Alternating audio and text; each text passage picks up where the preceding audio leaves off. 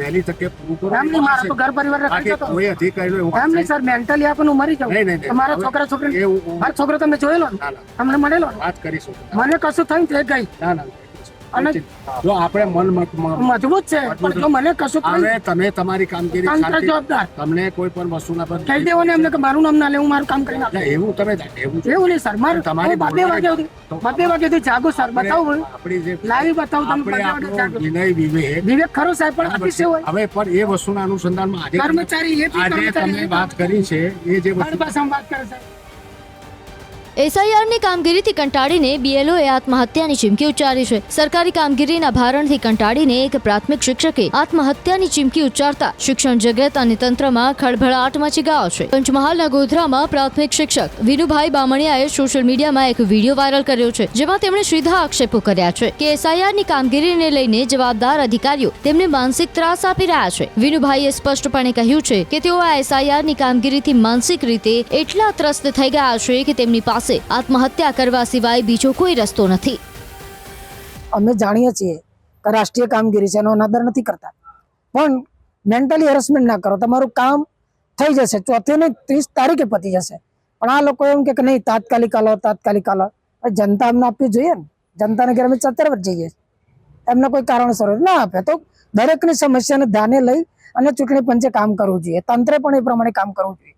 મારા જેવાને જો એ લોકો હેરાન કરતા હોય તો સામાન્ય શિક્ષકને તો અટેક આવી જાય ને. કાલ ઉઠીને મને કશું થાય, બેન ધમકી લઈ ગયા છે, જોઈ લઈશ તો ડિસમિસ કરી દે ને ભાઈ. કોની રાહ જુઓ છો તમે? તમારે આ જ કરવું છે, શિક્ષકોને હેરાન કરવા, કર્મચારીઓને હેરાન કરવા. એને ભણાવવા જ નહીં દેવાનું, ક્લાસમાં મોકલવાનો જ નહીં. શિક્ષણ ભલે ખાલી જાય. તમે આમાં પૂર્વે પાછા એમ કે આખા સ્ટાફને બોલાવી લો. હવે આખા સ્ટાફને હું બોલાવું, બરોબર, તે છોકરો કોના ભરોસે? રામ ભરોસે. જાઓ મારા વિસ્તારમાં, મુસ્લિમ વિસ્તારમાં એક બેનું મગજ છટકી ગયું, એમ કે છે કે મને ઢાકા મોકલી દો, ફોર્મ નહીં આપું, એમ કે માસ્તરને ધક્કો મારીને કાઢી મૂકો.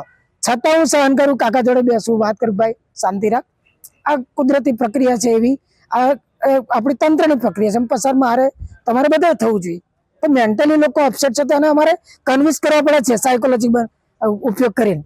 તમે એ તો કરી નહીં શક્યા, તમે પબ્લિકમાં જાગૃતિ નથી લાવ્યા, તમે કોઈ જગ્યાએ બેનર નથી માર્યા, બરાબર, તમે નથી રિક્ષા ફેરવી, શિક્ષકો પર જ બધો ભાર.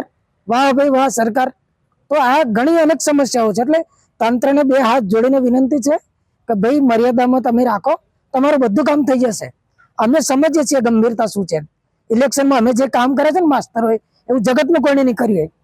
એ લોકોને અમે કહ્યું કે ભાઈ તમે ખાલી ઓનલાઈન કામગીરી કરો, અમે ઓફલાઈન કરીએ, અમે ઉઘરાઈએ, જમા કરીએ. એક જ દાડામાં લોકો થાકી ગયા.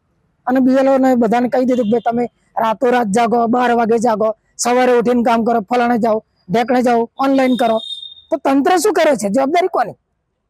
ટેકનોલોજીનો સદુપયોગ કરો ને. બોલાવો, ઘણા ટેકનિશિયનો ગુજરાતમાં પડ્યા છે. એક આખી વ્યવસ્થા ઉભી કરો, અમને ખાલી મોકલો, અમે લઈ આવીશું, બરાબર. પબ્લિકને ગાઈડલાઈન આપીશું, બરાબર આવીશું, જાતે ભરીશું અને અમે ફોર્મ આપીશું. બધો જ ભાર ટીચર ઉપર ના હોય, બરાબર છે. તો આ એક વિનંતી છે નમ્ર ભાવે. બાકી મને મારી ફિકર નથી. ડિસમિસ કરવો હોય તો ઓન ધ સ્પોટ અત્યારે મને કરી દેજો, હું ઘેર જવા તૈયાર છું.